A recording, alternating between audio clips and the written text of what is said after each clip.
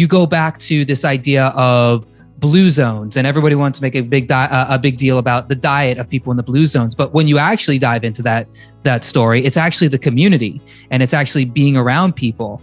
And, I've heard people, very intelligent people say that loneliness is the new smoking. People are dying more of loneliness, even though we're more connected than ever. People are more lonely than ever.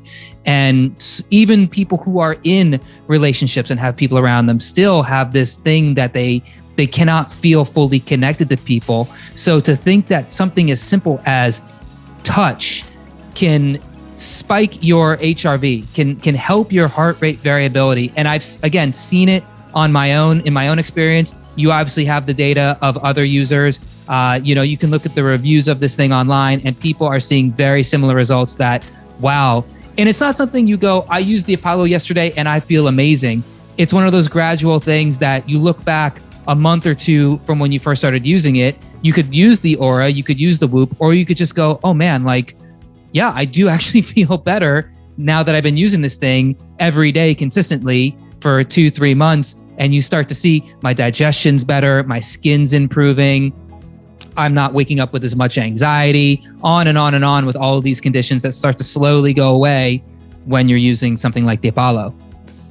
Yeah, it's just like doing regular touch therapy or massage or getting a lot of hugs on a regular basis. It reminds the body that can enter that recovery state and then divert more resources to recovery. So some people, and there are a decent percentage of these people, in our experience, most of them are children or people with PTSD or a severe chronic illness where they haven't felt safe in sometimes decades. These people will often respond very, very quickly to Apollo, where they'll start to feel like within a few nights of using it, that their sleep is noticeably better. They're feeling noticeably more energy during the day. And then they'll start drinking less coffee or drinking less alcohol or just using less stimulants and sedatives on a regular basis because they feel more in control of their energy and how they feel, their mood.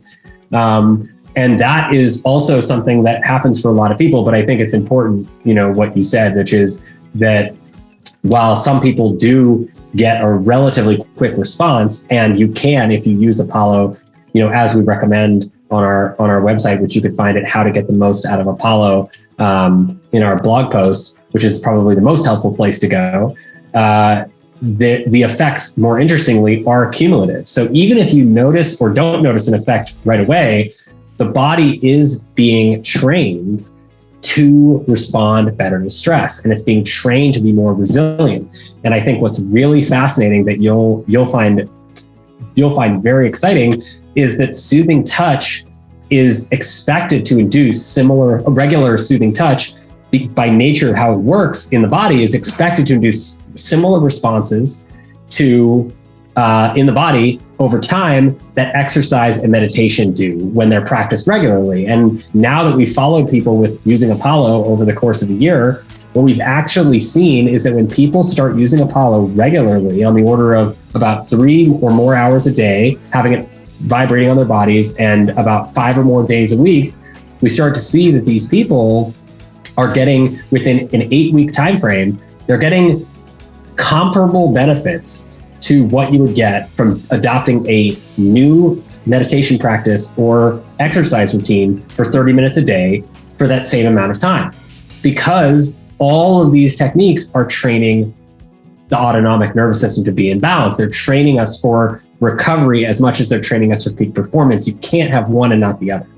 So we must, if we want to perform at a high level, if we want to be able to access flow states whenever we want, which is really just being present and mindful, these states are activated by safety techniques.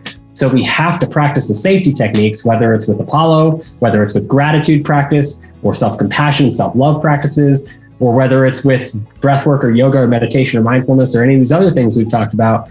We have to train ourselves with these techniques so that we can optimize our ability to enter into these flow and peak recovery states as often as possible.